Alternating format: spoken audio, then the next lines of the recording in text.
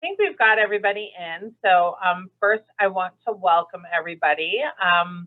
Just by a quick show of hands, I know we have both president and president-elects. Who's the president, if you can raise your hand?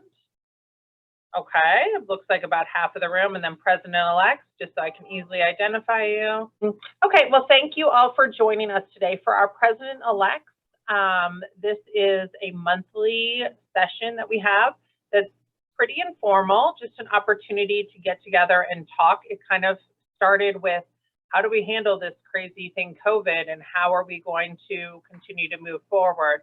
And those topics still come up, but it's also an opportunity for us to just talk about being president and president-elect and pick our brains at the headquarters office and share information with each other. So we do record these sessions so that we can share with presidents that aren't able to join us.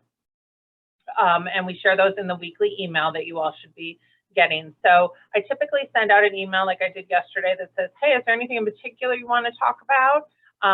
We're not limited to any topics. So if something comes up, feel free to jump in as we go forward.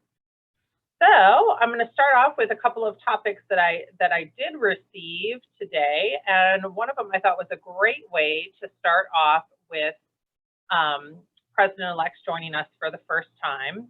And I'm sorry, let me back up. I think everybody knows who I am, but let me just reintroduce myself. Some of the president-elects I may not have met at conference, because I had competing meetings. So I'm Crystal Wallace, Senior Vice President of Membership and Chapter Relations at CAI. And Kelly Shields and Karen McMullen and Grace Dang are also on the call that are on the Chapter Relations team, and Emily Jennings is also on our team, but not on the call today. So feel free to reach out to any of us at any time. The topic that I wanted to kind of start off with is a president-elect said, what can I do to help my president?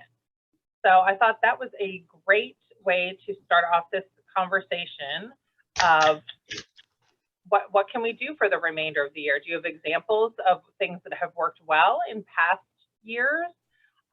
Things that maybe didn't work so well that you'd like to improve or give somebody advice on? Just throw it out there to anyone in the group. Actually, Kristen Melson, I see you have your hand raised. Go ahead, Kristen.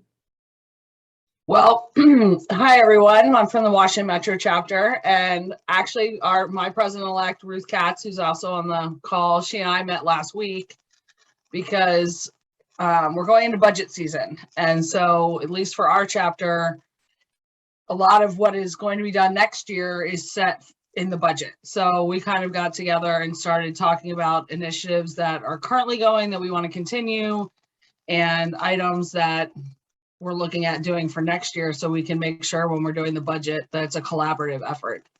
And I just thought maybe that would help people think about things. Great, thank you, Kristen.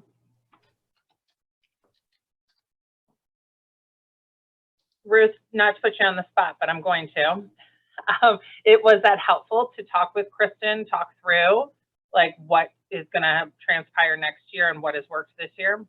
Yeah, it was really helpful. I mean, we had a conversation about what her goals were, and that was really great for me to learn what her initiatives were, so I can help carry those forward to understand why, she's pushing certain things. And so it was a really great discussion, what's challenging for her right now, what to anticipate in my upcoming year. So I think it was wonderful. I recommend that all presidents and presidents-elects do it.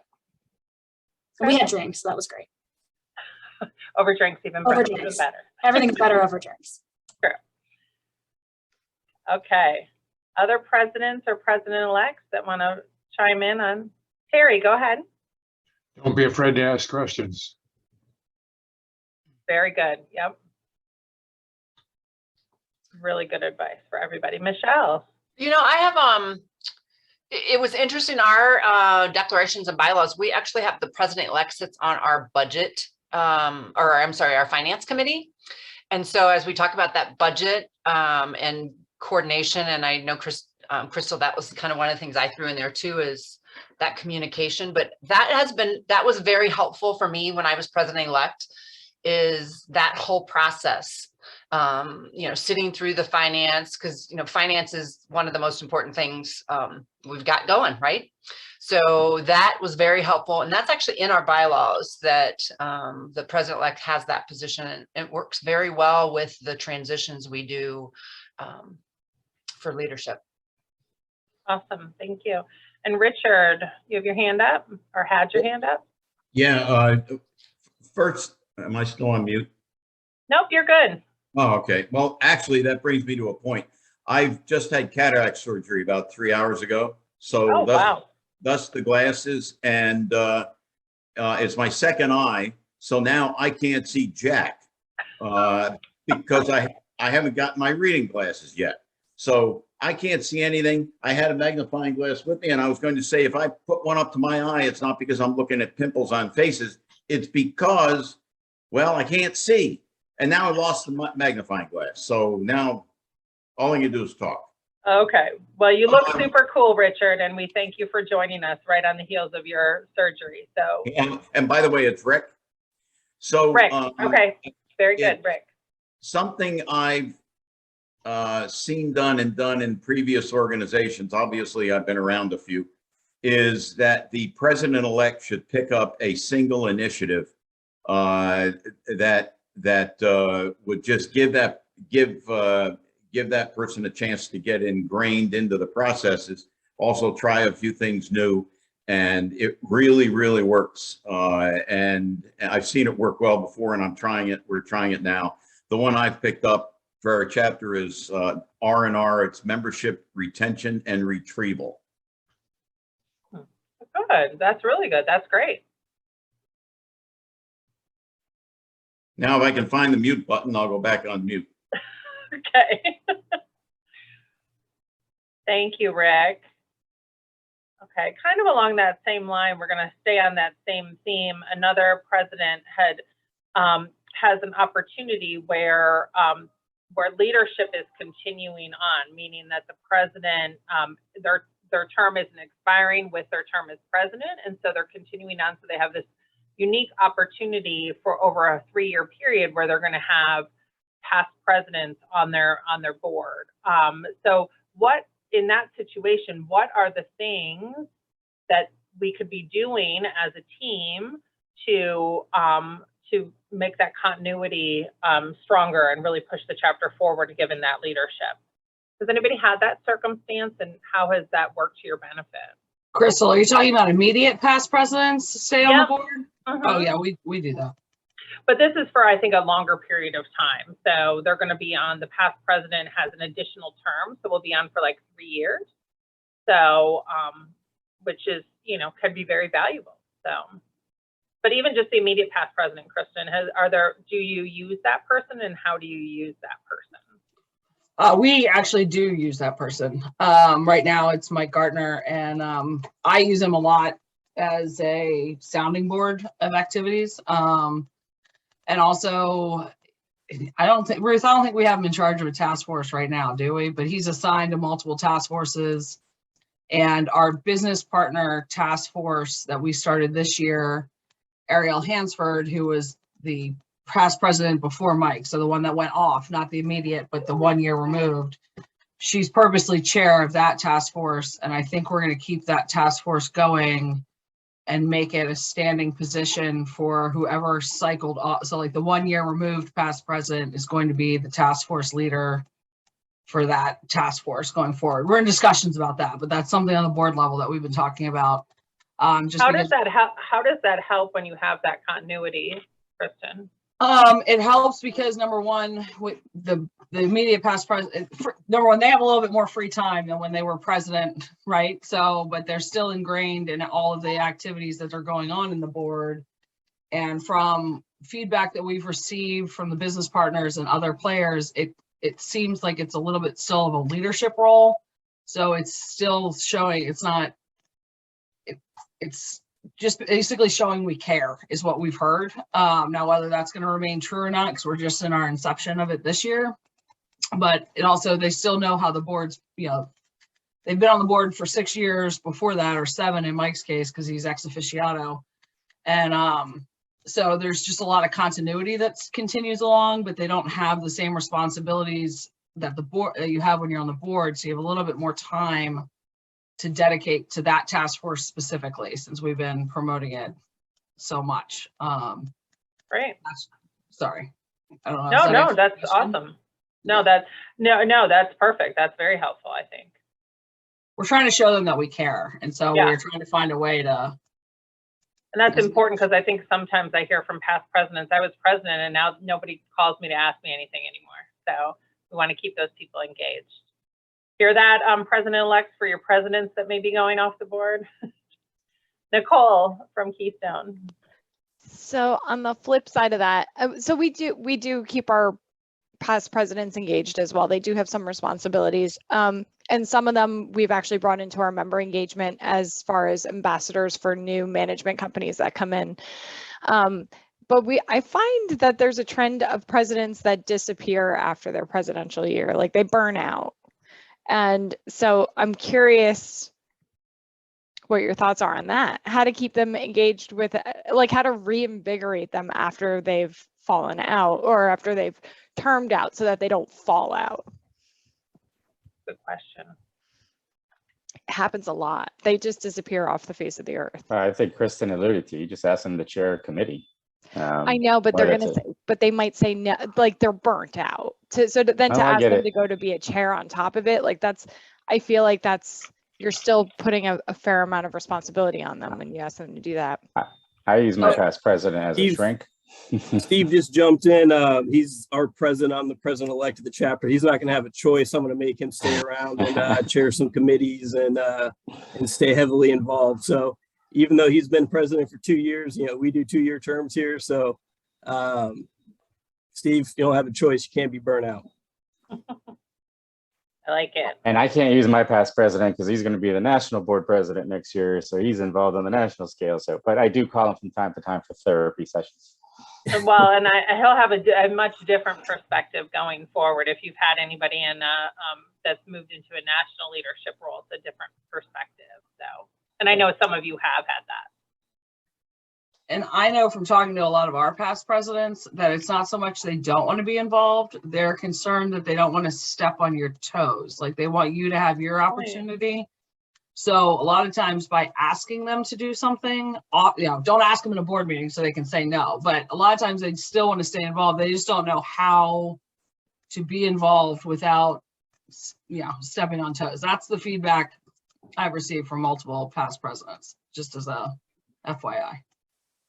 Michelle, did you look like you were going to say something? Yeah, you guys know we have a really great volunteer onboarding program, and that partly was generated at who are we going to lead that, because we're bringing on all new members, but yet that onboarding process teaches them about CAI, about our chapter. And so actually it became a great option for us to use past board members. So past president, but also past board members. And those that are burnt out, it's not a heavy committee. It's literally getting up and talking about CAI, which is, we do it blindly. And so it's a positive and fun thing for them, and not burdensome. And we only do it, the onboarding is twice a year. So they meet 4 times a year. It's not a big process for them. Good place for the has-beens. That sounds like a good plan. I like that. I have a question, and I've heard someone mention this before. Do some of you have like an immediate past president board position that they just jump into after that? Because we're considering like getting rid of the VP position and do that, and that just gets them on there. Again, you can't get away. And if that's like a 2-year term or something of that nature that they automatically jump into, and is that an executive board position? We do in the Heartland chapter. We have both immediate past president and vice president roles. Okay. Kristen, you're shaking your head there. How does that work for you there? So yeah, as part of we have both not a vice president, past president, but we have on our executive committee, it's secretary, treasurer, vice president, president-elect, president, and then immediate past president. And if you still have a year on your term, you're a voting member. But if you don't have a year on your term, which I will not, you're ex officio. So you're still there as a wealth of knowledge, but you're not a voting member. So that's how, as far as I know, Washington chapter has operated forever. I mean, Crystal, And do your bylaws reflect how that works? yeah, it's in our, right, Ruth? It's in our, Yes. Ruth should know. She's our attorney. Can you, Yes. Ruth, can you send me a copy of this bylaws so I can copy those in case the board, I know there's been discussion here, they wanted to adopt something similar. That way we don't have to reinvent the wheel. I think it's exceedingly helpful, I would say, just from my time on the board and as president. Like, I would highly promote it to anybody. Awesome. Okay. Any other feedback about leadership roles and president-elects coming into the president position? I think if you're thinking of removing your vice president role, like, I don't know if I would remove your vice president role to put in a past president role. I don't know, or not for a 2-year, maybe a 1-year. I'm going to go back to the burnout. To have another 2-year after you're president, you still have enthusiasm as a vice president. Maybe I'm just speaking because I'm tired that there's burnout. And if you're getting another 2 years after, I mean, maybe Florida people just have a lot more energy than Pennsylvania people. I don't know. And New Jersey people, I've seen it in multiple chapters, but I'd maybe limit it to 1 year. Yeah, this is my 13th year on this board. I had 1 year off in the middle. So I'm approaching burnout, but I'm not gonna walk away. I love this organization. So you could also be an anomaly, so just keep that in mind. So my wife keeps telling me. Yeah, people are getting busier and busier. It's harder to find the time, and people are tired. True. Very good point, Nicole. Thank you. Okay.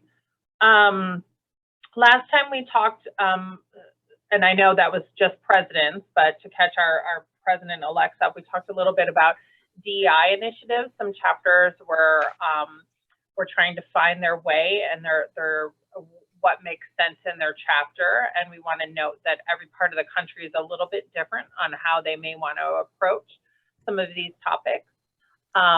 But Steve did send me a note saying that they've done some things in the last since we met last. So Steve, if you want to share some of the things you've been doing, and then we'll open it up to everybody again to see if there's any comments or questions. Sure. Well, we formed a DEI committee, if you will. And our first meeting was kind of like a meeting of the minds, relaying information we've gotten from various meetings with a great group of people, talking about, all right, what's going on? Let's identify what we can do to promote diversity, equality, and inclusion. And June is, you have two things going on in June. You have Pride Month and you have Juneteenth, and we have all these things. So ideas were spitting out. And so I kind of put the brakes on everything. I said, let's go back. Let's define what we want to accomplish. Because we were talking about taking part in Pride Month, marching the parade, CAI supports Pride, yada, yada, yada. I was like, well, let's find out, let's get a budget. Let's, what do we want to accomplish? So let's first identify the months of where we have, like, February is Black History Month, March is Women's History Month, May is Asian Pacific American Heritage Month, October, National Disabilities Employment Month, September is Hispanic Heritage Month, November, Native American, and so forth. So we created the list of what month pertains. June, obviously, like I said, is Pride and Juneteenth. And what can we do? So the first thing we realize is we need education before we take part in this or that. So one of our committee members had a contact with a professor who is a keynote speaker and speaks on education on, man, we don't even know what we can say these days or what we can't say. And if we're going to head up a committee promoting diversity, inclusion, and equality, we need to know those things, and we need to be more educated ourselves on how we can help our community out, because we always try to give back to our community in one way or another. So we did some research. We came back together as a group a couple of weeks later. We found a professor that would be happy to do as a keynote speaker and we decided to let's do an event. Let's do just like a seminar event to promote that. So now we're looking in August to do an event. You know, we're walking away. We were getting ready to jump in the ocean and learn how to swim. And I quickly saw that getting a little out of control. So we reeled back. I'm like, let's educate ourselves. Let's educate our members. You know, management companies can come in and bring their staff, what have you. And let's just do an event. And those, you know, one of the concerns was, well, what if some of our members get offended if we're supporting Pride? You know, as an example, I'm like, I can't help ignorance. If that's the case, then that's the case. You know, it's hard to tippy toe around, you know, okay, well, Hispanic Heritage Month, I don't even know September was, you know, there's always going to be those what if scenarios. The key is education. So what we've decided is we have a board meeting next week. We're going to talk to the board about, you know, putting a small budget together.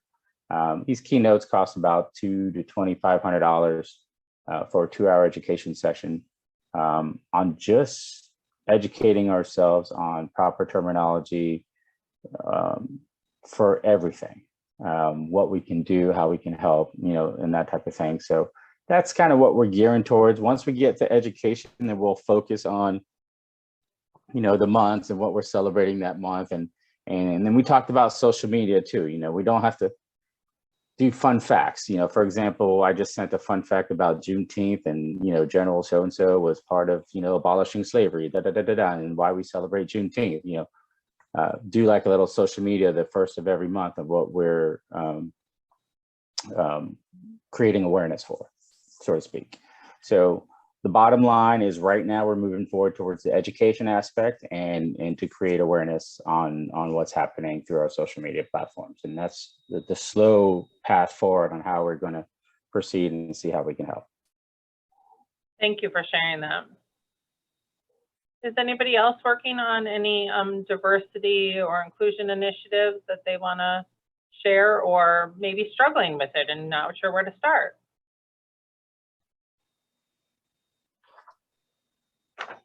Any questions? You know, I'll speak that I know that we had started a task force, didn't get many people to raise their hand. So the board then, we took a couple of us on the board to say, okay, we'll tackle what we need to do. And I think the biggest thing, it's kind of like our legislative action. You know, it's politics. People don't want to deal with it. It's uncomfortable. They don't know about it. So what we're finding is very similar to what Steve was saying. You can't just jump in the ocean and start swimming. And so we're really doing a lot of trying to understand what our position is, you know, and where do we start? I mean, we've got communities we touch, but we've got to make our people that our task force, you know, where do we start? How do we present it to the board, to our committee chairs, so that our committees are doing programs and planning that is mindful and thoughtful of DEI initiatives? And so as we start with us to understand what we need to do, we're considering, you know, we're looking to national, going, what is national doing? How can national help us? And we're all at that beginning of, you know, pretty much awareness, but then that next step is, what are our practical applications? And that's where, like, all the reading and research that is going on, but it's how do we actually bring it to us? And I think as national, you guys talked about it at a meeting I missed last time, that, I mean, it's going to be different for each of us in our regions and what's important and how to approach it in each of your areas. I like the idea of the small tidbits at a time. It's creating that awareness. And so we're actually also considering maybe getting a consultant to look at what the dynamic of our organization as a not-for-profit, and then what we do, how we can best touch. But we're pursuing that. Consulting is very expensive, but because of the what if situations and what can we say, what's legal, we have an attorney that's helping us, you know, we just want to make sure that we're on the right page in what we're doing and what we're seeing. And so we're pursuing that just to see, is that an option? Because it's big dollars. And it's like the biggest bandwagon right now, you know, flavor of, oh, I do DEI. Well, DEI's been around for a while. It's very catchphrase for the last couple of years, but it's been around a long time, as we're finding. And so it's definitely a tough cookie. Not a lot of people touch it because they're just uncomfortable because they don't know what to do. So that's our first level too, awareness and trying to make it palatable so people are comfortable with it. Yeah, and I'll tell you the keynote we talked to, she wanted $5,000. Play the nonprofit card. That works. We cut it down to 2,500. Yeah, I'm glad to hear you guys are, really looking at the awareness and the education. I think that's something we've struggled with here at the national level as well, is that, there's a certain group of people that want to jump right in, like Steve was saying, be in a parade and shout it from the rooftops, on various different initiatives. But then there's another group that's very cautious about saying and doing the right thing. And so where's the happy medium there? So that's kind of where I feel like we are as well. One of the task forces that we have is looking at support for the chapters. So we sent out a survey, a month or ish ago. I don't know if Kelly, it was a month because we launched it at the last president's meeting. Because around that same time. So Kelly, if you can find that link and throw it in the chat, that'd be awesome for anybody who hasn't had an opportunity to take it. Because we just need to see where people are, so that we can help support where you are. And if you haven't done anything, that's totally okay too. Because it's not, as Michelle said, it's not something easy,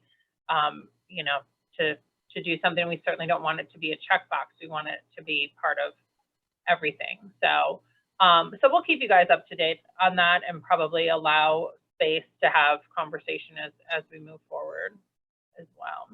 And Crystal, can I just Kelly. make a quick comment too? So I've been going to a couple chapter things recently, and it's been interesting to hear, communities and managers also talking about initiatives within their own communities or within management companies about these topics. And so I think it's also good just to remind our members what resources are out there. The foundation just came out with the Community Harmony that was on the additional resources page. And the homeowners that I've been talking to have loved that piece. So even outside of just chapter operations, remembering that our members are also trying to incorporate this into their businesses and also into their communities, and just reminding them that we have resources to help them guide them along this way as well, to at least get the conversation started or for them to be thinking about it on their side too. That's great, thank you. And Kelly put that link in the chat as well. So we'll all keep talking about it. So I'll let you know how the class goes. Okay, awesome, thank you. Rick, did I see your hand go up?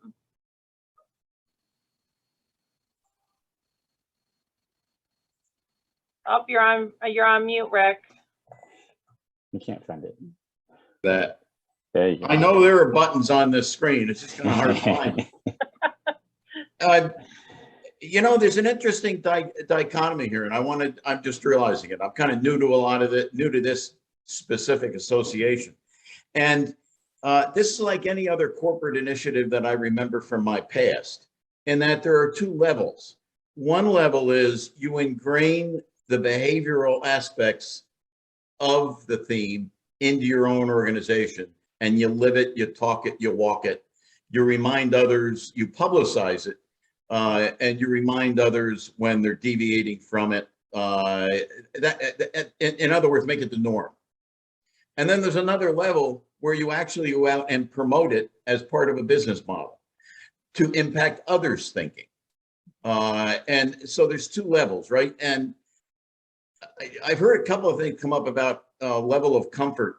I don't really sense that with this. What I sense is, there's just so much energy level that a board has. There are just so many things that a board can take on, particularly ones that are small and medium. So it's first a question of, okay, how do I do this when I already have 3 things on my plate that I'm not doing? And that's where you get into one of these graduated plans, where the first thing you want to do is ingrain it in the culture, ingrain it into your thinking, and make sure people know it. Do that extremely well, and then talk about, do we have an environment or do we have a need to promote it so that others begin to change their own thinking? And that's essentially what I'm sensing. We've had discussions within our board, but nothing substantive yet. And this is how I'm going to look at it, which is what I just described earlier as what I consider level 1. Yeah, no, that's great. That's really good feedback, Rick. We appreciate that. And that's what I think a lot of us want to do, is have it be just part of who we are. So hopefully we'll get there as we navigate this.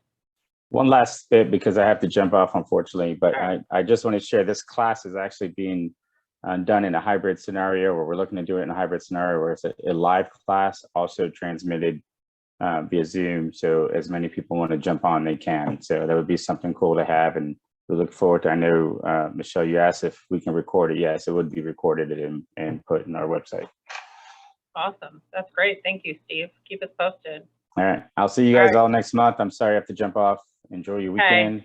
I Talk got to you soon. three crazy kids enjoyed their last day of school today. So I have to deal with them and other meetings and all that fun stuff. All right. Have fun. Take care. All right.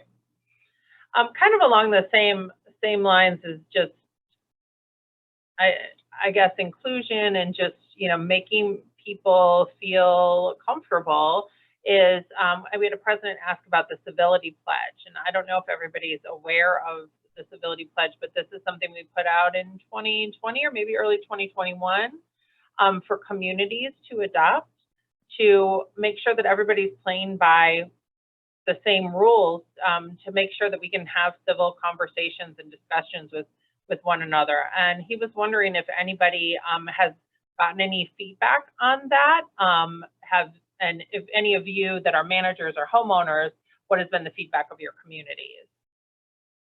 Rick, go ahead. Oh, you're on mute again.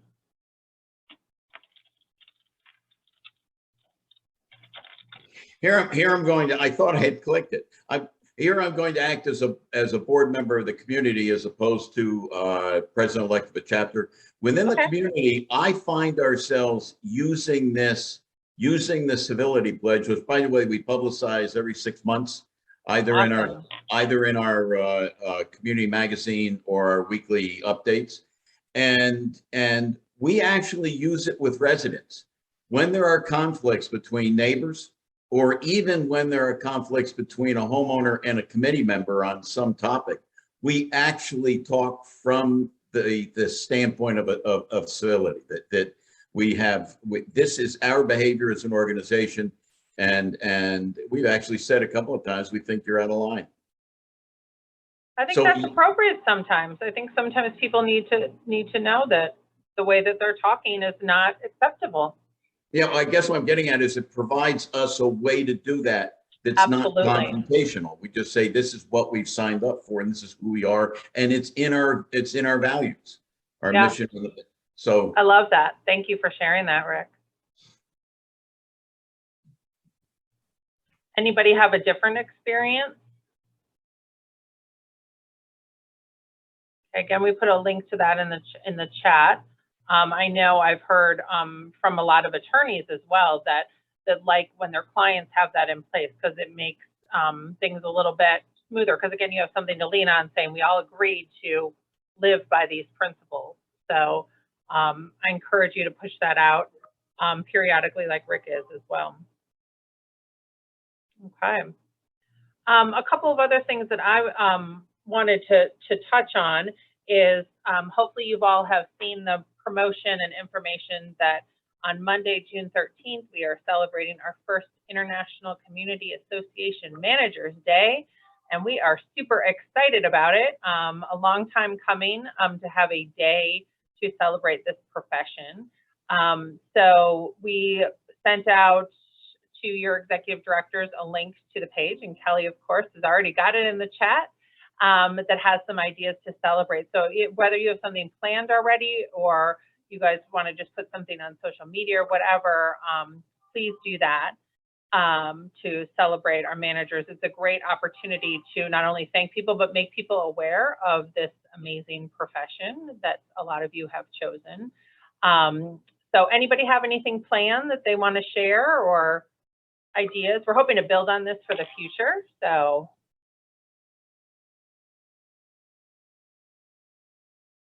if any of you, is anybody on from Central Florida? I don't think so. Okay.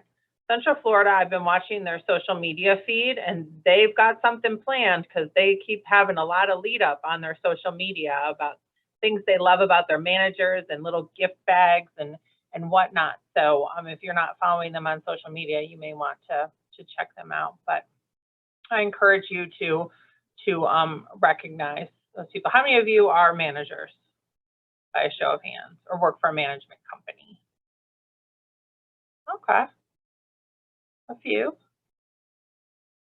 All right, good. Well, we hope you enjoy that day and every day. But we're excited to promote you. Any other topics you guys wanted to talk about today before I have a couple other little announcements, if you will? Things maybe that some of you were at conference, maybe things that you wanted to know more about, or other things that are coming up in your board. Oh, I'm sorry, Nicole, you had something else that you had put to me in the chat. I apologize. Oh, that's okay. We can Nicole, skip it if need be. No, it's totally fine.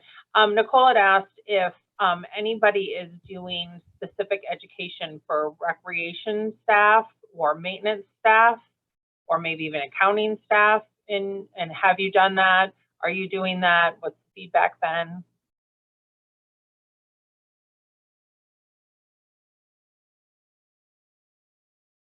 It's good to know we're not the only ones that haven't been doing it. We were talking about we have had a few high-rise managers bring that up, that we haven't done anything for their maintenance teams, and we think we might be missing the mark on some membership by not providing that kind of education. And we were looking at the apartment associations, and the reason they have such a great turnout at their events is they bring their maintenance staff with them. So we were just curious if anybody else had been doing anything like that, and if it was successful, or if nobody's tried it, maybe we'll take the helm and see how that turns out. Let you know. Nicole, we've done courses over the years. Like, we just had an aging infrastructure class webinar yesterday. And over the years, there's been like a high-rise boiler chiller maintenance. I don't know how many of you guys know Ted Ross, but he's kind of like, he just retired, but he was an icon in the industry around here. He used to teach that class. But around here, at least, there's a organization called NAPE, which when I was on site for high-rise managers, we would put our maintenance and engineer techs through classes there, because they are geared towards getting your first and second and third engineering licenses. So as a chapter, it's a little difficult to compete with that course schedule, because we can't offer any kind of certificate training or nothing here. There's not reciprocity as far as the education for them to get their engineering credentials.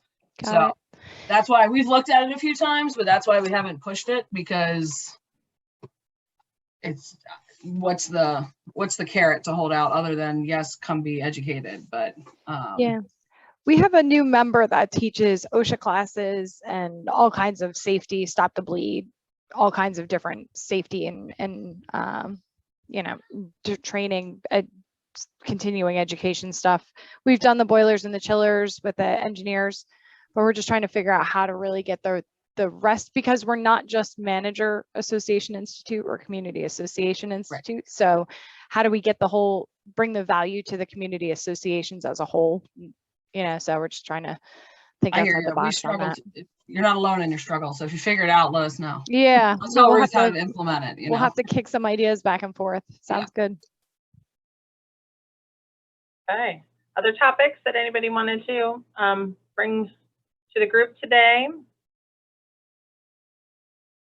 We got a lot of quiet people and people off camera. I'm going to assume that this is your first time and you're just taking it all in. And next time we'll hear from some of those people.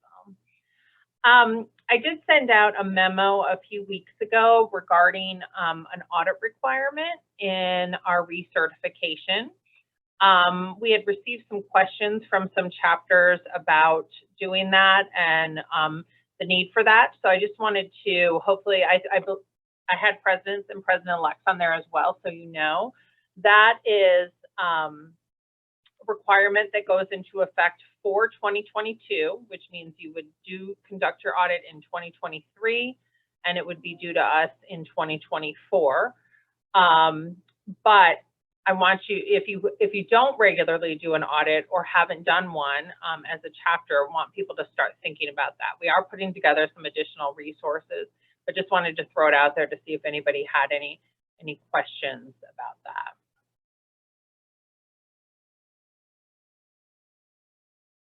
Okay. Well, if you do, let me know, and we will share those resources, because I know some of you may be doing this for the first time, especially if you're like a medium-sized chapter. But we'll definitely be providing that information. And the last thing I wanted to mention today, specifically for the president-elect, but probably some for the presidents too, is to remind you that we do have a pretty extensive video library. We have some micro videos just on basics of being in a leadership position, that those we actually do require for president-elects as part of training. But in addition to that, all of these calls with the presidents are in a library for you, as well as we have chapter knowledge series on different things, like we've had membership and education chairs, diversity, and many other things that aren't coming to mind right now, but there's definitely stuff out there. So please take a look at that information, and I'm sure Kelly's pulling up the link right now. But you can link to that information through our chapter toolkit, which is an online place to go to look for resources from CAI and also from other chapters.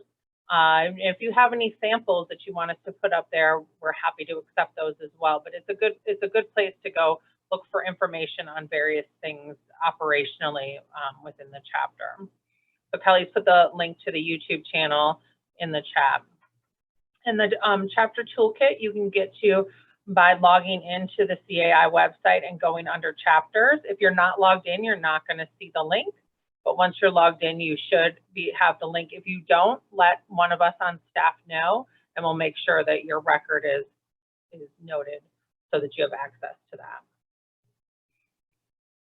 Has anybody looked at any of that stuff and want to share how awesome it is?